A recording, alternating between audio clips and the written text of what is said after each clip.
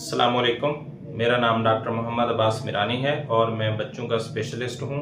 और निश्तर अस्पताल में अपनी ड्यूटी सर अंजाम दे रहा हूं। इसके अलावा मैंने अपने इलाके में अपने टाउन में एक हॉस्पिटल बनाया हुआ है जहां पे हम पीड्स की सर्विसेज दे रहे हैं और जनरल सर्विसेज दे रहे हैं, एमरजेंसी की सर्विसेज दे रहे हैं, मैटरनिटी और डायग्नोस्टिक सर्विसेज दे रहे हैं। तो इस वीडियो के बनाने का मकसद ये है कि हम अपने इलाके के जो लोग हैं उनको बच्चों की बीमारियों के मुतालिक आगाही फराहम कर सकें और बच्चों की माएँ उनकी हेल्थ के हवाले से उनको थोड़ा सा समझा सकें ताकि उन्होंने कौन सा स्टेप किस वक्त लेना है उस हवाले से उनको इन वीडियोस के थ्रू काफ़ी सारी आगाही जो है वो पैदा हो जाए। तो आज का हमारा टॉपिक है कि बच्चों के लूज मोशन यानी बच्चों में इसहाल की बीमारी और उसकी एक ख़ास किस्म आज हम डिस्कस करेंगे। दीगर किस्में जो हैं वो हम नेक्स्ट किसी वीडियो के अंदर आपके साथ डिस्कस करेंगे। तो आज हम एक ऐसी कंप्लेंट जो अक्सर माएँ हमारे पास विज़िट करती हैं, बच्चे लेकर आती हैं, तो उनका यही कहना होता है कि हमारे बच्चे को जो लूज़ मोशन है वो बार बार आ रहे हैं और जब भी बच्चा दूध पीना शुरू करता है तो उसको मोशन आ जाता है। तो सबसे पहले ये है कि ये एक नॉर्मल फिनोमिना है।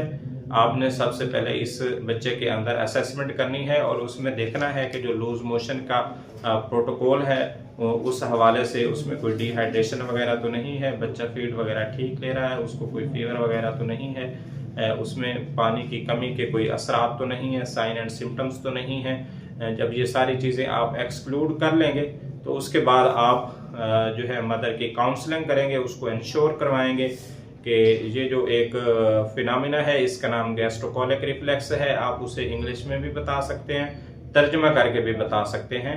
और इसके अलावा जो है इसका मैकेनिज्म वो थोड़ा सा एक्सप्लेन कर दें और उसके बाद जो है उसको कुछ मेडिकेशंस लाइक अगर वो कोई माइक्रो न्यूट्रिएंट्स की हवाले से आपसे डिमांड करती हैं तो वो आप उसे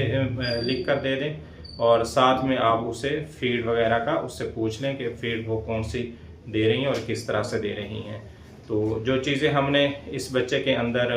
देखनी है वो मदर को हम ये बताना चाहेंगे कि जो गैस्ट्रोकोलिक रिफ्लेक्स है वो एक नॉर्मल फिनोमिना है और 1 साल तक की उम्र तक बच्चे को ये फिनोमिना हो सकता है। तो सबसे पहले आपने साइन एंड सिम्टम्स देखने के बाद मदर को इंश्योर करवाना है कि जब भी बच्चा मुंह में फीडर लेता है या दूध लेना शुरू करता है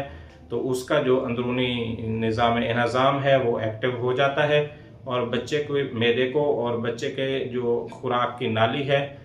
उसमें वो स्पेस पैदा करने की या खाली जगह पैदा करने की कोशिश करता है ताकि बच्चा ज़्यादा से ज़्यादा फीड ले सके और उसकी जो एनर्जी की रिक्वायरमेंट्स हैं वो पूरी हो सकें। तो इस रिफ्लेक्स के सिलसिले में जैसे ही बच्चा दूध पीना शुरू करता है तो उसका जो नर्वस सिस्टम है आंत का वो एक्टिव होता है। तो रेक्टम के अंदर जहाँ पे ज़्यादातर फीसेस या पखाना स्टोर होता है वहाँ तक जब उसके सिग्नल्स पहुँचते हैं तो जितना भी उसके अंदर फीसेस मौजूद होते हैं वो बच्चा खारिज कर देता है, एक्सपेल कर देता है और स्पेस क्रिएट करने की कोशिश करता है ताकि वो ज़्यादा से ज़्यादा फीड ले सके। तो ये नॉर्मल फिनोमिना है, ये कुछ माह तक बच्चे को रह सकता है। इसके लिए आपको ड्रिप्स वगैरह फ्लैजेल जो कि कोएक्स ज़्यादातर दे रहे होते हैं और आपको एक्सप्लॉइट कर रहे होते हैं, बच्चे के हवाले से आप परेशान होते हैं, बार बार आप विज़िट कर रहे होते हैं, तो आपने इसके हवाले से परेशान नहीं होना बल्कि आपने किसी अच्छे फिजिशियन से, अच्छे पीडियाट्रिशियन से या हमारे से आपने कांटेक्ट करना है, विज़िट करना है और आपने डायग्नोसिस बनवाना है कि आपके बच्चे को वाकई ये गैस्ट्रोकोलिक रिफ्लेक्स है या कोई और मसला है।